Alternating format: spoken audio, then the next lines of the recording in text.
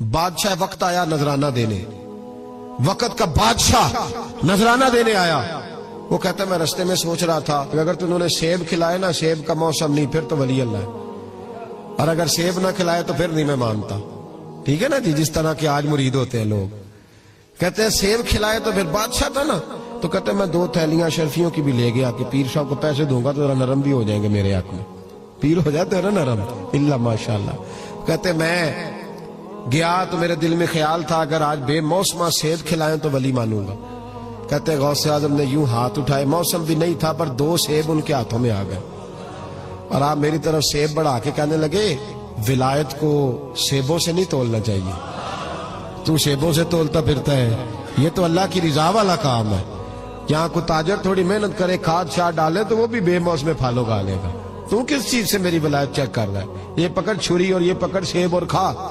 کہتا میں نے کاٹ کے کھایا تو سیب کڑوا نکلا. غوث اعظم کہنے لگا کیا ہوا، کڑوا ہے؟ کہا حضور ہاں.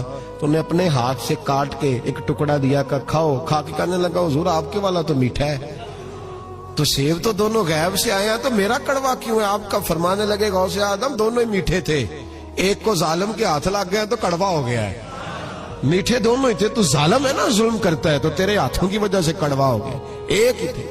اس نے 2 تھیلیاں شرفیوں کی مصلے کے نیچے رکھی، کہنے لگا حضور نذرانہ ہے. فرمانے لگے ضرورت ہی نہیں، لے جا. اللہ کے بندوں کو دنیا داروں کے نذرانوں کی ضرورت ہے. اور ضد کرنے لگا حضور قبول کر لے. آپ فرمانے لگے جا تو جا، نہیں چاہیے، حضور قبول فرما لے. آپ نے فرمایا جا.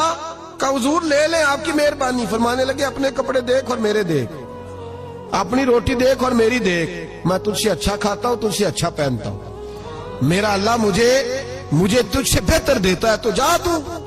اس نے کہا نہیں قبول کر لے. غوث اعظم نے 2 تھیلیاں شرفیوں کی پکڑی اور جب ان کو نچوڑا تو اندر سے خون نکلنے لگا. غوث اعظم فرمانے لگے غریبوں کا خون نچوڑ کے مجھے نذرانہ دینے آ گیا ہے؟